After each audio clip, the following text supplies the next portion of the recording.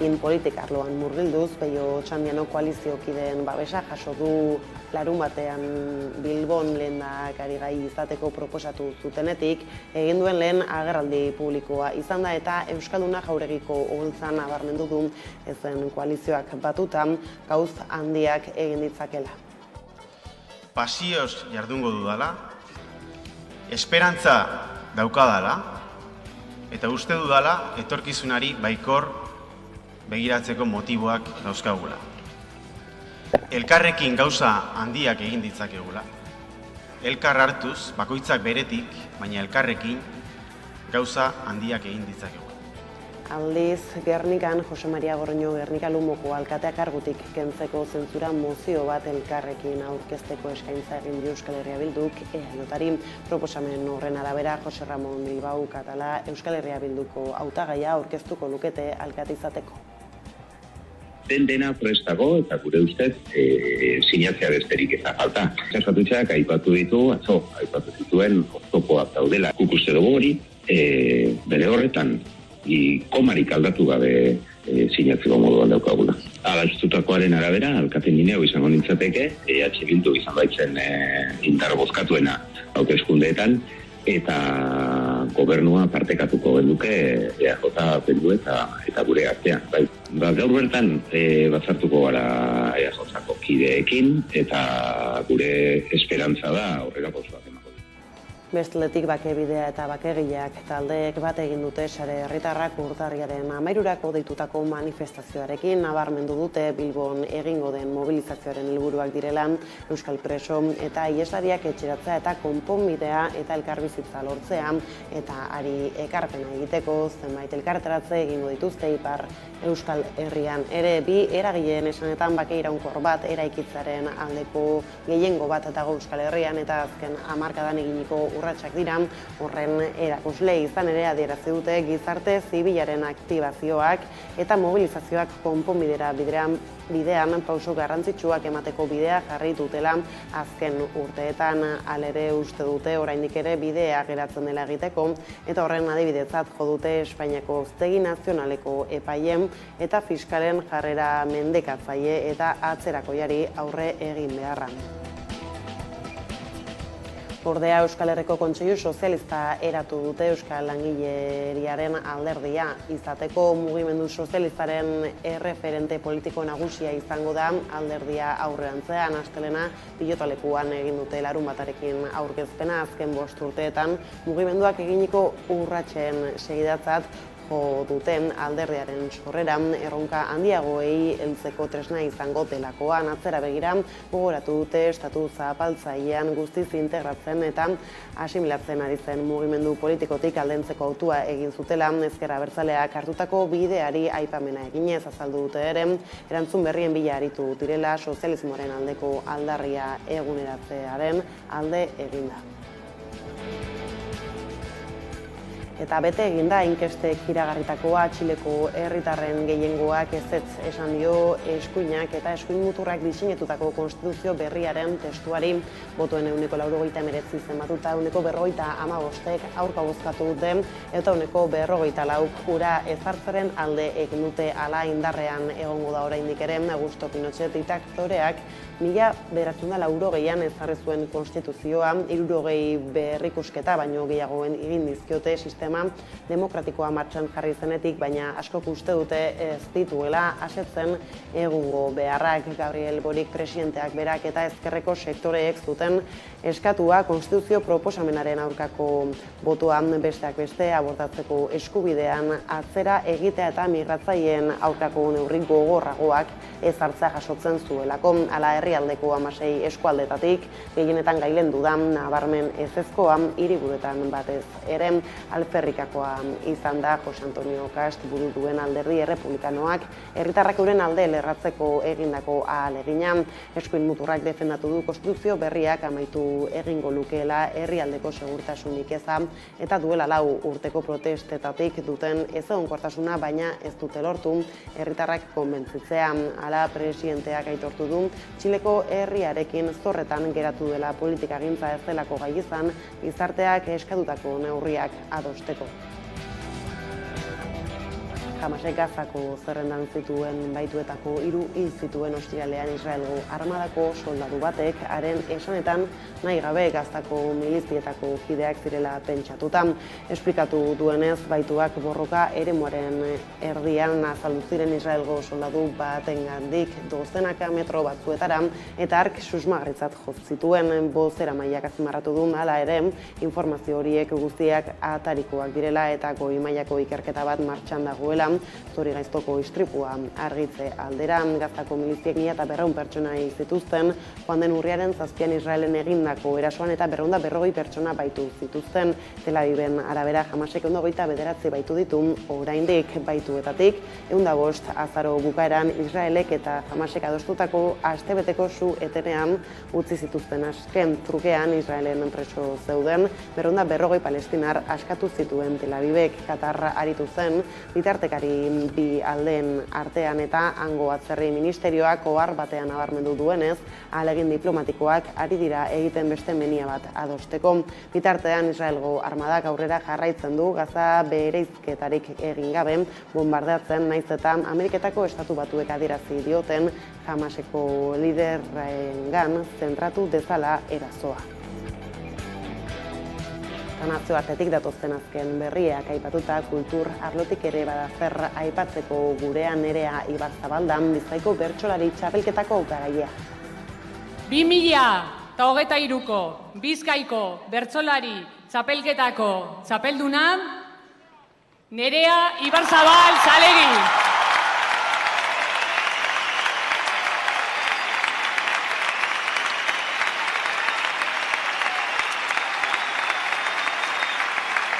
Barrua bete zaigu hemengo grina arnastean, hau galdaiteke euskara hezkuntzan ez irakastean. Bihotza Gazan astean, hil nahiko duten gaztean, kartzelak lepota denok preso, merkatu askean. Badirudi kontrastean, argizpi bat desastrean, dena izozten dela baten bat, kantuan astean. Badirudi kontrastean, argizpi bat desastrean, dena izozten dela herri bat, kantuan astean. Eta eguneko lerroburuekin bukatze aldera kirol arlora salto, Realak eta Realzalek Aitor Zabaletak gogoratu dute anoetan ekitaldi bat egin dute, Betisen aurkako partia jokatu aurretik eta beste bat ondoren. Zabaletaren amak lore sorta bat eta 25 zenbakiko elastikoa jaso ditu.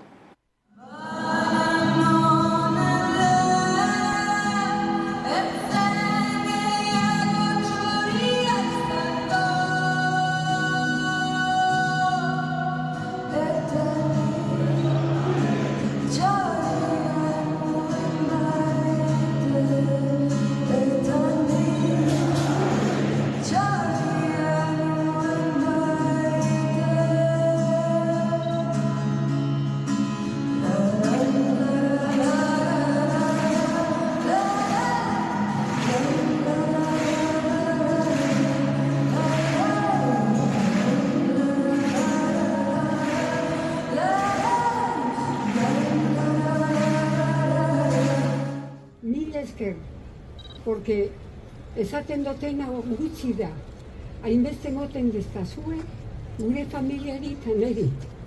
Zuekin goia zaurrera, eta Aitor beti agoneraz garekin.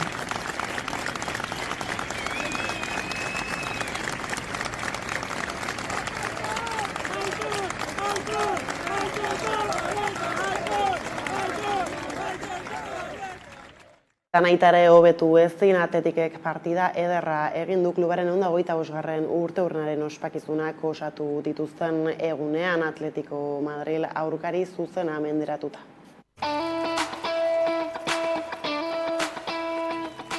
Athletic Klubek larun batean itxi du klubaren 125. urteurrena EA Sports Ligaren partidaren ondoren. Hainbat ekitaldi izan dira bestak beste Jose Angel Iribarren estatuaren inaugurazioa, San Mameseko zelaigunean edo jokalari hoiek Portoren aurka jokatutako klub zurigorreko partida.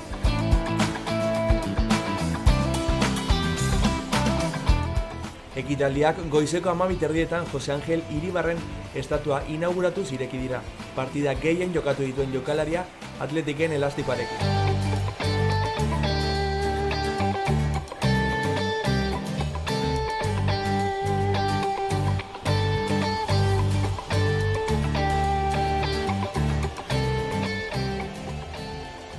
Ondoren, EA Sports Ligako 17. jardunaldiko partida etorri da Athletic Club eta Atletico Madrid taldeen eskutik, talde euskalduna izanik garaie.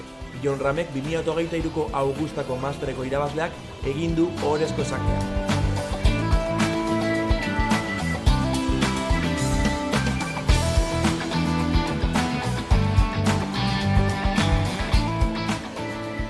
Partida bukatutakoan arratsaldeko itxiera ekitaldiak etorri dira Lezamako futbolari hoien desfilea eta partidarekin. Julen Guerrero, Manu Sarabia eta Aritz Aduriz jokalari oiak besteak beste.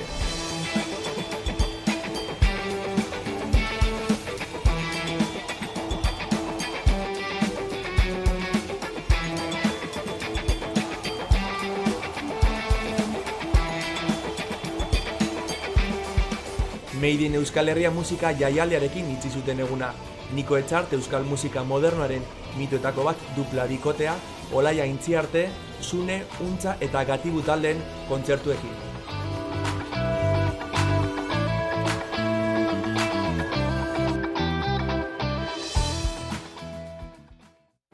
Eta orain bai lerroburuak aipatuta lan gatazketan jarriko dugu fokua. Jarraian izan ere Amazonek trapagan duen biltegiko langileek atzo hasita bigarren greba eguna dute gaurkoan, Gabonetarako deituak dituzten greba egunei eutsita urtebete daramate lan hitzarmena hobetzeko negoziatzen eta ostiralean eginiko azken bileran ere zuzendaritzak entzungor egin zienez lanuzteak egin dituzten atzotik hasita eta urtarriaren 3, 4 eta 5 ere egingo dute greban. Besteak beste soldatak kapilaren arabera eguneratzeko, urtean gutxienez 22 eguneko oporraldia zehazteko eta banatzaileei subrogazio eskubidea aitortzeko eskatu dute aiara urreta. Amazonen Trapagarango logistika zentroko langileek greba egin dute, lan-baldintzak hobetzea eta lan-hitzarmen propioa eskatzeko lanuztera deitu dute labek eta elak ostiralean negoziazio maila eduki zuten, baina enpresa batzordeak ohartarazi duenez zuzendaritzak ez zituen euren eskaerak entzun. Beraz, greba egutegia mantendu dute eta abenduaren 17 eta 18 ez dute lanik egin eta ez dute ere egingo urtarrilaren 3, 4 eta 5. Urtebete daramate lan hitzarmena negoziatzen eta sindikatuen eskaeren artean badago kapilaren araberako soldata igoerak. Gainera Amazonek azpikontratutako enpresen subrogazioa eskatzen dute.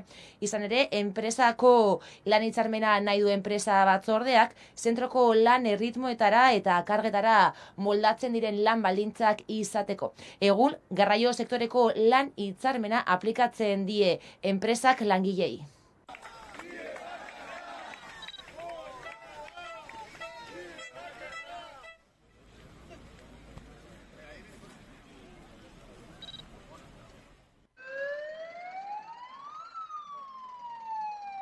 Finkoak egunekoak egin dutela greba, atzo bat izan ezik. Hor barruan bakarrik egon dira ETT batzuk eta ondo guztiak egon dira lan egiten. Iaia dana bertan bera geratu da. Eta hor barruan geratu ziren 20.000 pakete.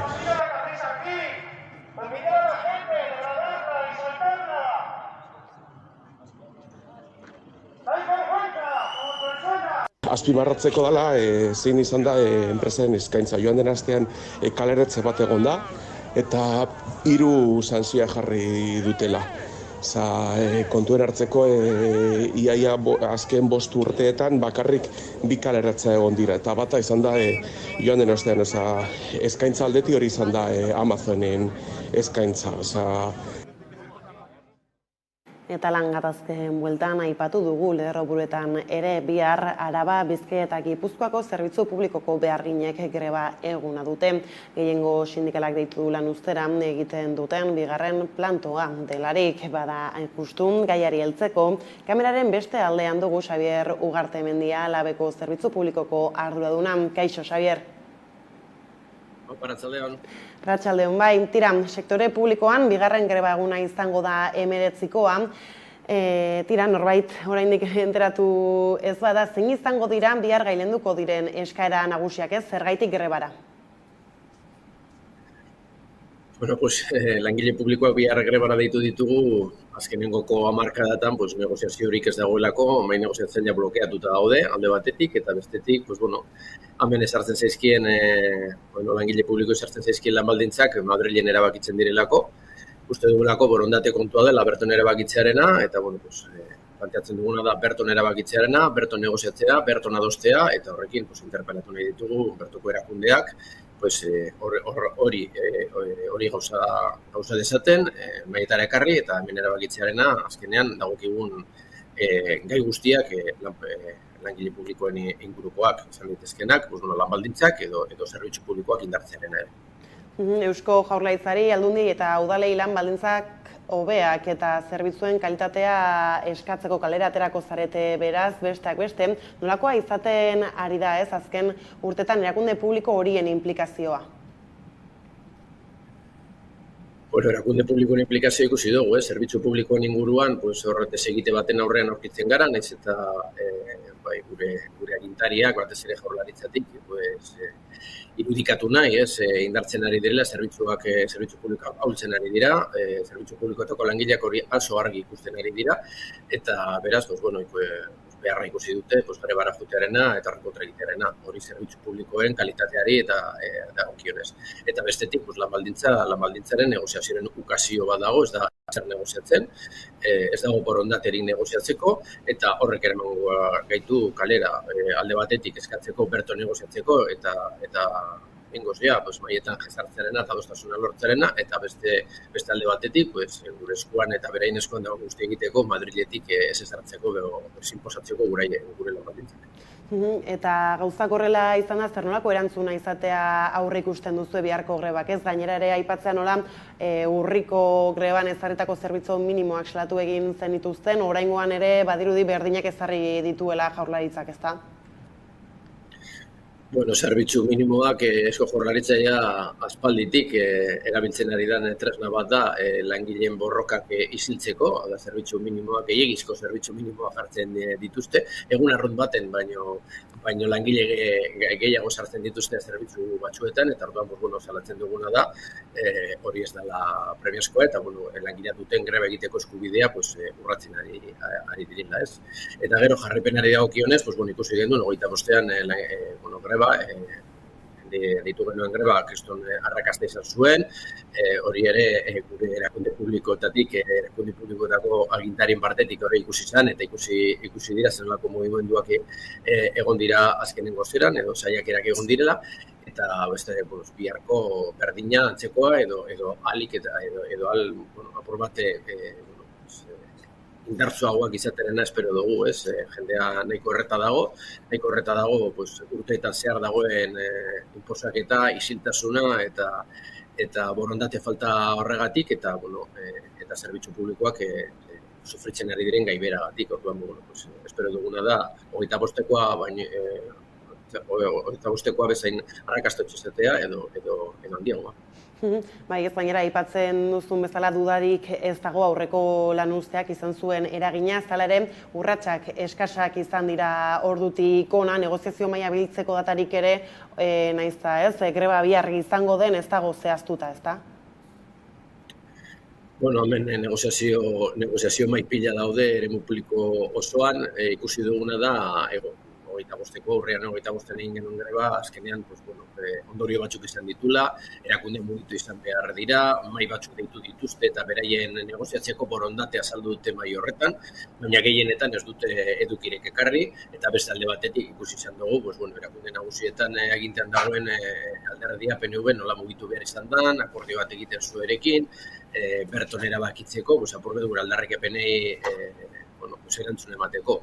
Ikusten dugu, mobilizatzearen dela bidea, borrokatzen jarretu behar dugula, 25arekin eragitea lortu genduen eta mugimendu batzuk egon dira, baina ez dira nahikoak izan, eta beraz, bide horren honetatik jarraitu behar dugu gure helburua bete arte.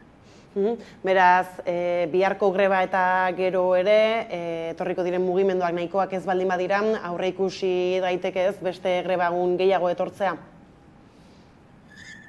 Sindikatuen partetik intersindikalean, Gabonak arteko lehen EP hau diseinatu genuen, eta guretzat labentzat argi dago, behar dugun edo langileak aldarrikatzen ari diren mugimenduak ez badaude, bai lan baldintzetan, bai zerbitzu publikoaren indartzean, jarraitu behar dugula, ikusi dugu 25koan hau dela bidea, eragiten dugula,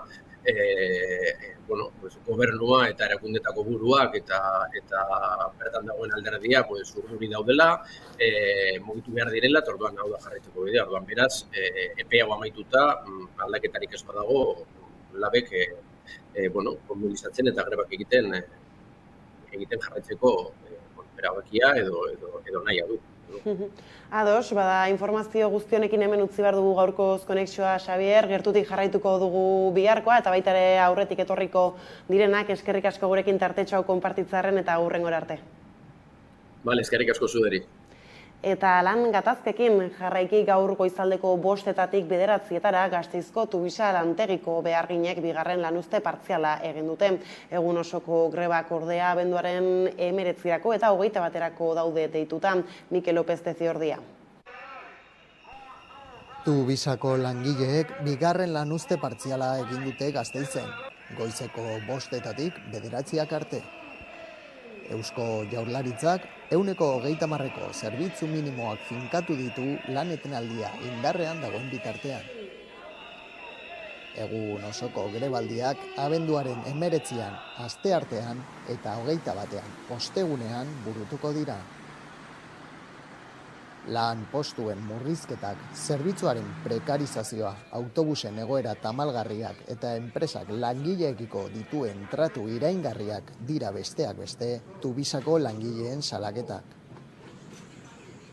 Pasa den astean, Tubisako langile batzordeak Tubisako zuzendaritzarekin eta presidentearekin Iñaki Gurtubaiekin edukitako bileran, langile batzordeak adierazi zuen ez zegoela aldarrikapenekiko aurrerako pauso esanguratsurik eman, eta ondorioz lanuzteekin eta mobilizazioekin aurrera egingo zutela.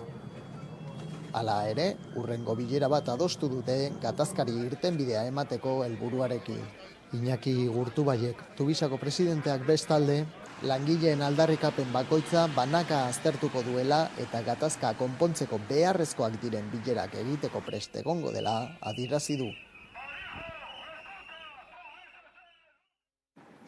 Aldiz Alkonzako grebalari bat eta labeko kide bat deklaratzera deitu dituzte gaur Getxoko epaitegian Irizar Alkonzak egindako galeratzen aurka eta Alkonzaren etorkizuna defendatzeko egindako grebaengatik Aiara de Urreta.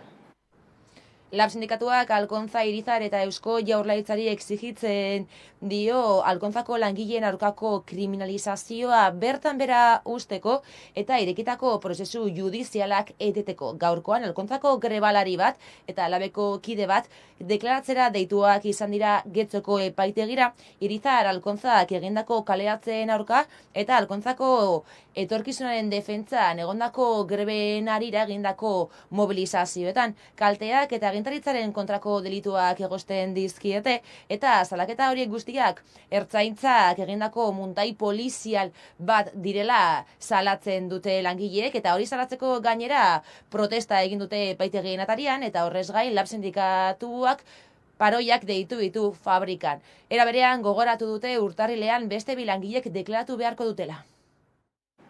Bestaldetik, ekonomia arloko beste ertz batzuei errepatuta, Ipar Euskal Herrian eta Frantzian inflazioarekin lotura duen soldata bakarra da gutxieneko soldata eta automatikoki igotzen da urtarriaren batean beste akordiorik ez badago. Behintzat, bada AFP agentziak egindako kalkuluen arabera 15,71 euro garbi handituko da hilean langile batek gutxienez jaso dezaken soldata astean 35 orduko lanaldi oso baten truke. Naiz eta inflazioarekin lotuta egon, ez da horren bestekoa izango, izan ere azaroan 3,5% izan da inflazioa, Frantziako Estatistika Institutuaren arabera eta gutxieneko soldata 1,13% handituko dela, kalkulatu du AFPek.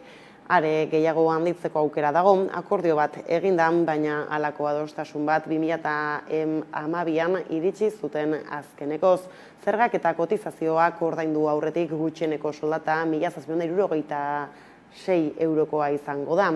Hau da, 1,378 euro garbi gutxieneko soldatan ere, sexu arrakala dago gainera emakume gehiago baitaude gutxieneko soldata irabazten dutenak gizonezkoak. Baino, Ipar Euskal Herriko daturik ez bada ere, Frantzian gutxieneko soldata irabazten duten 157 emakumeak dira soldata txikienak handitzak, baina ez du esan nahi langileen baldintzak hobetzen direnik lehenik eta behin inflazioaren azpitik igoko zaie soldata Ipar Euskal Herrian. Gainera, errenta txikiko familietan inflazioaren eragina gogorragoa da, KPI-rik handiena duten salgaiek erosketa saskiak batez ere pisu handiagoa baitute familiako ekonomian. Bada gauzak horrela politikarloan murgildu garela Peio Otxandiano koalizio kideen babesa jaso du igandarekin Bilbon lehendakari gai izateko proposatu zutenetik, egin duen lehen agerraldi publikoa izan da eta Euskalduna Jauregiko oholtzan nabarmendu du koalizioak batuta gauza handiak egin ditzakeela. Utopikoen saga baten parte garela konturatzen garenok, berretsi nahi dugula, baietz, guk utopikok ekarriko dugula Euskal Herriaren askatasuna. Zuek gabe, gu ez gara deus, baina zuekin ez dugu mugarik. Beraz, mesedez, lagundu iguzue, bidai ilusionagarri honetan. Eskerrik asko!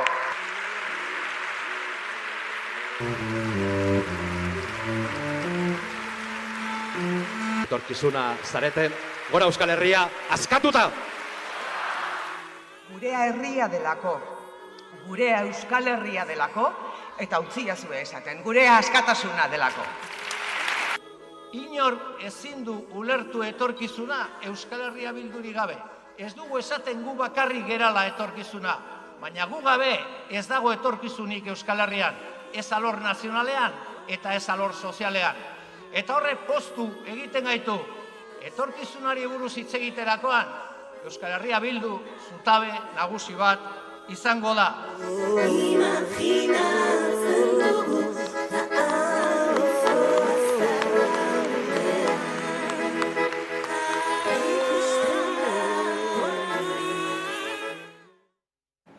Ekitaldian izan zen Joseba Siron, zeina publikoak zutik eta txaloka hartu zuen Euskal Herriko hiriburu historikoko alkate izango dena.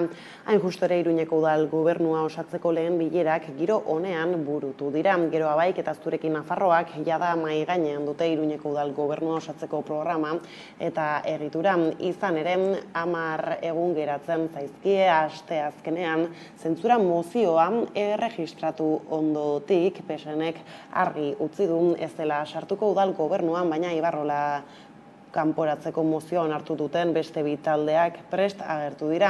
Hala, Asiron Baikor azaldu da lehen bileraren ostean eta ohartarazpen bakarra egin die Asironek negoziatu beharreko gobernu programak bat etorri behar duela PSNerekin hitzartutako konpromisoekin. Ondorioz Euskal Herria Bilduk aurkeztutako oinarriek hori hartu dute aintzat eta 4 ardatz ditu. Lehenik bizikidetza, berdintasuna, aniztasuna eta zaintza, bigarrenik etxebizitza sozialetarako egiteko, kultura ekipamenduetarako eta kalitatezko espazio publikorako proposamenak.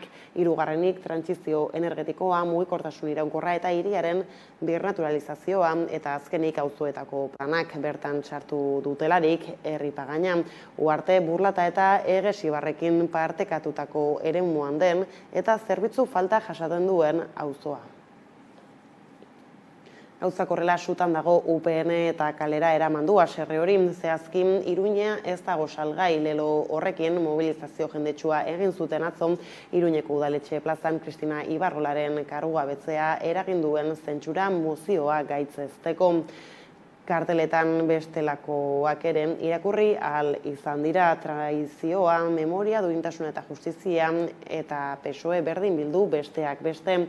Ibarrolaren aldeko eta Joseba Asionen aurkako oihuak etengabeak izan dira ere. Ibarrolaz gain, Iruñan izan dira besteak beste Javier Esparza, UPNeko presidentea, Yolanda Barcina, Nafarroako presidente ohia, Alberto Núñez Feijóo, PPko presidentea eta Juan García Gallardo, Voxeko Gaztela eta Leongo presidentea, alkate hitza hartu du manifestazioaren amaierako ekitaldian. Ere, Pedro Sánchez Espainiako presidentearen aurka jo du, Espainiari gertatu zaion okerrena dela esan da eta galdetu dio zergaitik ez duten Asiron alkate egin bere garaian. Azaldu du Iruñeko alkatetza estrategikoa dela Euskal Herria Bildurentzat. Iruña euskalduntzea funtsezkoa delako Euskal Herria eraikitzeko. Eta Iruñean garela, Euskara aipatuta Nafarroako Euskararen legearen 37. urteurrenaren karira, dozenaka lagunek Euskararen ofizialtasuna aldarrikatu dute ostiral iluntzean Iruñean, Euskalgintzaren kontseiluak deituta ikusi.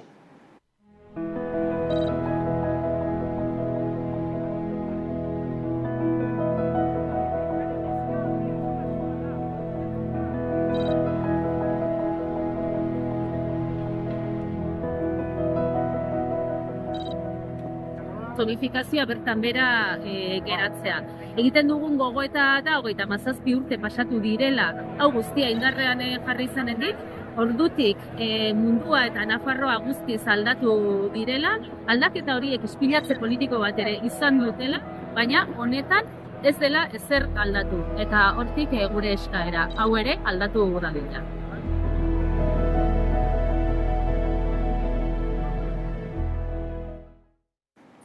Euskaren bueltako azken berriei bukatzeko berriz, hiztun kopura ehuneko 30 iristeko bide orria eskatu dio Euskal Konfederazioak Euskaren erakunde publikoari. Euskalduntze prozesua gauzatzeko plangintza bat eskatu diete erakundei modu honetan, Ipar Euskal Herria hizkuntza berreskuratzeko esperimentazio lurralde izendatzeko aldarrikatuz. Ez gaitezen engainatu, Euskararen etorkizuna ez da euskaltzaleon afera bakarrik. Jendarte gai bat da. Euskararen erakunde publikoak gaur egungo 19%tik 30%ra heltzeko bide orri bat aurkeztu behar du. Eta urtez urte sortu nahi den euskaldun kopurua zehaztu, arlo-zarlo eta adin mailen arabera. Egiazko hizkuntza politika publiko bat behar dugu, transmisioan, irakaskuntzan, motivazioan eta erabileran eraginen duena. Aldiz, gaur egun, hemen bizi diren frantses hiztun elebakajak eta heldu berriak euskalduntzen laguntzeko ez da inolako plangintzarik aurre ikusten. Euskarazko irakaskuntza, haur zein helduen arloan, ez da behar den abiaduraz garatzen, oztopatua da. Aisialdiak, haurtzaroak, edabideak, euskararen inguruan oroak ari diren elkarteak ez dituzte behar diren baliabideak. Euskarak espazio publikoa berreskuratu behar du, Frantziako Konstituzioko 2. artikulua aldatu eta ofizialtasuna eskuratu bitartean, Ipar Euskal Herriak hizkuntza berreskurapenerako esperimentazio lurralde izendapena lortu behar du. Euskarari gabe ez baita Euskal Herririk. Bestaldetik, Donostiako udalak eta Espainiako Defentsa Ministerioak Loiolako kuartelen salerosketa gauzatuko duen akordioa sinatu dute astelehen honetan Madrilen. Salerosketa horri esker 17,5 hektareako lursaila eskuratuko du Donostiako udalak.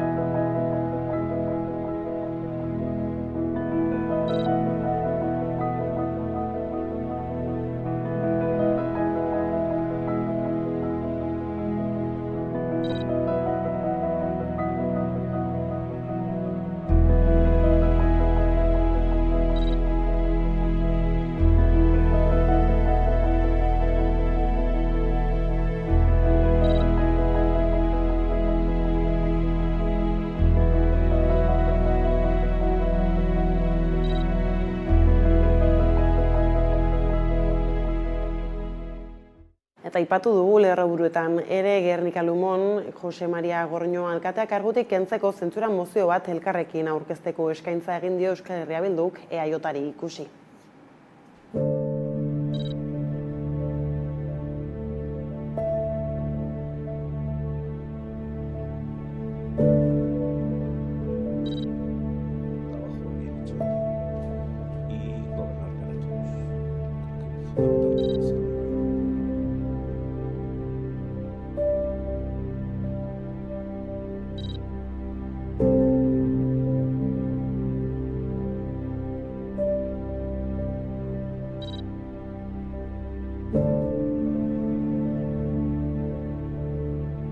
Konpromiso bat hartzen badot, konpromisoa betetako dire, nik ze esan naben, eta epie zabalek itxin naben, hilebete, hiletardi, edo ez dakit zenbat denbora, trena lekoen imini arte.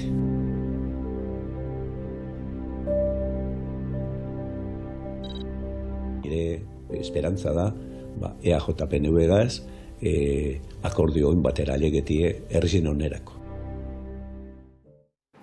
Beraz, gaiaren bueltako berri gehiagoren zain, Arabara goaz bueltan, izan ere Orditz, Iturbe eta Urko erran izan dira, aurtengo Gasteizko maratoi erdiaren irabazleak. Iturbe 2021 ere, lasterketa honen garaie izan zen eta aurtengoan erranen 3. garaipen kontsekutiboa da lasterketa honetan.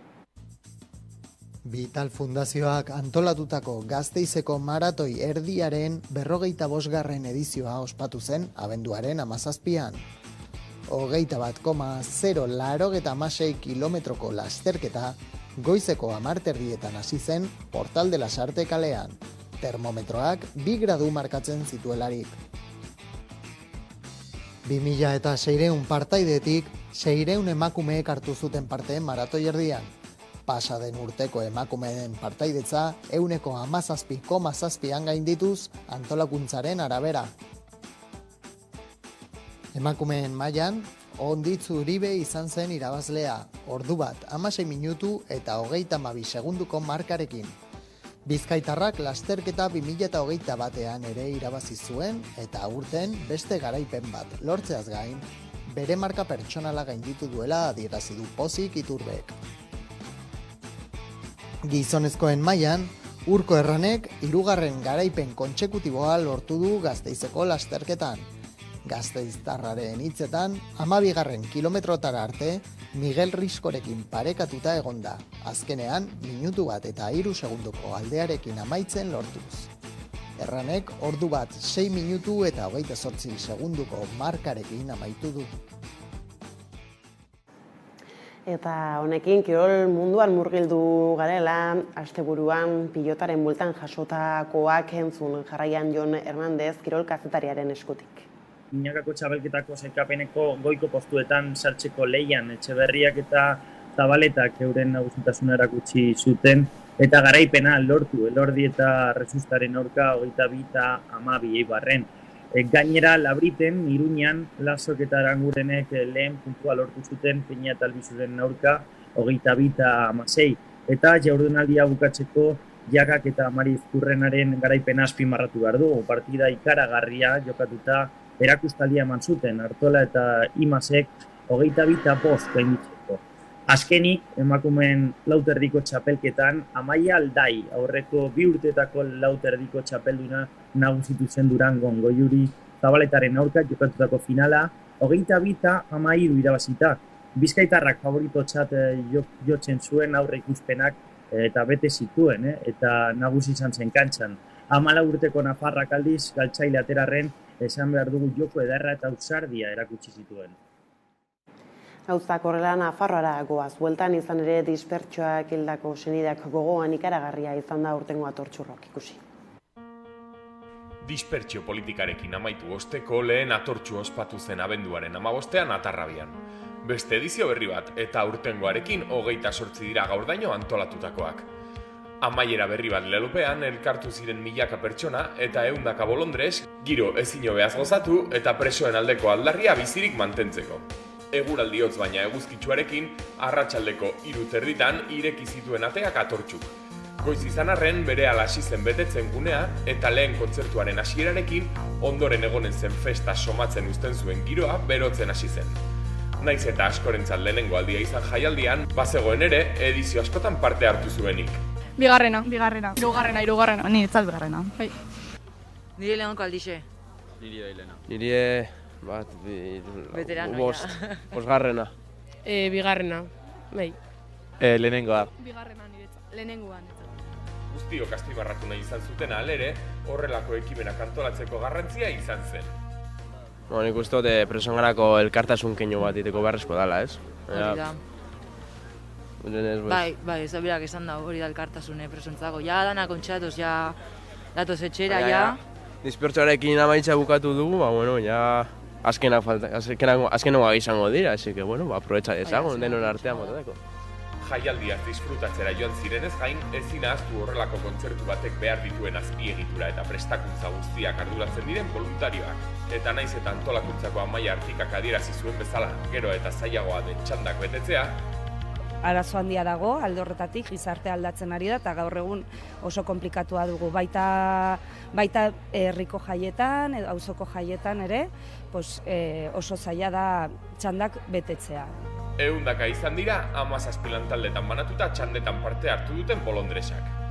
Atortxurrok hori da, auzolana eta elkarrekin lantzea oso garrantzitsua da ikusten delako herri bat garela, eta hor lantzen dugula elkarrekin eta gure kabuz egin dezakegula hori lan eta ekitaldi gain handi bat egitea. Nabaritzen den elkartasuna, preso aldeko elkartasuna, Ikuste du deno ikasi beharko genukela holako egunetatikan, da gure egunerokotasunean eta hola gehiago bermatzea holako elkarlana. Hombre, da oinarri bat antolatzeko eta gauzak aurrera eramateko denon artean elkarlana eginez, eta bai. Taldeak ere, asko eta oso ezberdinak izan ziren. Ebaristo gidatutako Tropa do Karaio, Untzaren Trikitixak, Arkada Sozialen kaleko Oi Soinuak edota Valentziatik etorritako Los Chicos del Maíz rap taldea. Azken hauen hitzetan, ezinbestekoa dira Atortxu bezalako ekimenak, eskuin muturrak azken denboraldian duen gorakadari aurre egiteko eta presoekin elkartasuna adierazteko. Y joder, este tipo de festivales, pues claro que son importantes, porque además ahora mismo pensamos que hay una batalla cultural desatada por parte de la derecha y la extrema derecha a nivel global, y este tipo de festivales, pues de alguna manera son un dique de contención frente a toda esa ofensiva, ¿sabes? Amaiak adierazi zuen bezala, naiz eta dispertsioa amaitu den, Atortxu bezalako jaialdiek ezinbesteko garrantzia dute oraindik. Presoen auzia egun konpontzeke dagoelako. Dispertsioa amaitu da, bai, baina horrek eragin ditu beste behar batzuk. Kaleratera diren preso horiek badituzte beharrak, reinsertzio beharra, eta beste hainbat gauza, ez? Eta, aurrera begira, ezin dut gauza handirik gehiago esan, baina beharrezkoa da, bai. Beraz, beste urte batez, Atarrabia elkartasun doinuz bete da asteburu batez, eta milaka pertsonek aldarrikatu dute presoekiko eta dispertsioaren biktimekiko elkartasunak bizirik jarraitzen duela. Eta ez hori bakarrik antolakuntzako Amaia Artikarekin ere izan gara asteburuan Atarrabian antolatu den jaialdiaren aitzakiarekin. Aurten bereziki aldaketa handia egon da, dispertsioaren amaiera gauzatu da, eta baditugu orain beste erronka berriak, eta oso garrantzitsua izaten jarraitzen du. Azkenean, 30 urtez dispertsioa pairatzen ibili gara, orain beste erronka berriak ditugu aurrean, zorionez hori amaitu da, baina gelditzen zaigu lan handia aurretik, ez? Eta nik uste dut erreferente bat bilakatu dela ere Atortxurrok, ez da bakarrik musika jaialdi bat, asko zaratago doa, eta denok ere horren ardura hartu behar dugu. Hasiera batean 4 pertsonek egin zuten lehenengo jaialdia, eta nahiko etxekoa, eta orain nahiko makro jaialdia bilakatu da, eta handitu gara. Gaur egun bagaude 17 lantalde, 100 piko arduradun, eta aldaketa nabaria. Bai, erabat aldatu da. Lehen esan bezala, dispertsioa amaitu zaigu, baina badugu lan handia aurretik oraindik. beste behar batzuk ditugu. Lantaldearen arabera, batzuk hasten dira lanean ja zuzenean, ez diote lan egiteari uzten, beste batzuk hasten dira aurrerago eta beharren arabera, baina ja, lantalde guztiak topera, irailaren aurretik, urriaren aurretik hasten gara. Elkartzen, bi astero eta sako. Dispertsioa amaitu da, bai, baina horrek eragin ditu beste behar batzuk. Kaleratera diren preso horiek badituzte beharrak, reinsertzio beharra, eta beste hainbat gauza, ez? Eta, aurrera begira, ezin dut gauza handirik gehiago esan, baina beharrezkoa da, bai. Hau ez dela bakarrik parranda bat, ez? Oso argi izan dezatela, hemen lanean gaudela zerbaitengatik, ez gaudela hemen denbora pasan, zeo zer dagoela honen atzetik, eta ere oso garrantzitsua dela hemen ere gure alea jartzea, ez etortzea festa egitera eta aztea, baizik, eta bakoitzak ere bere aportazio ez bakarrik ekonomikoa baizik, eta lan egiteko aportazio horri egingo balu, denon artean asko zerresago aterako genukela aurrera. Oztoporik handiena agian izango zen txanden betetzea, ez? Arazo handia dago, alde horretatik, gizarte aldatzen ari da, eta gaur egun oso konplikatua dugu. Baita herriko jaietan, auzoko jaietan ere, oso zaila da txandak betetzea. Lortu dugu 100 betetzea, baina, oso kostata eta oso zaila aldatzen ari da. Auzolanaren grin hori, auzolanaren behar hori galtzen ari da eta beharrezkoa da aurrera ateratzeko. Eta honekin bai iritsi gara gurean gaur albistegiaren bukaerara, hauek izan dira gurean gaur jasotakoak, edo nola ere badakizuen guztiak eta gehiago nahi duzuena aldiro 11.eus atarian ondo izan eta bihar arte.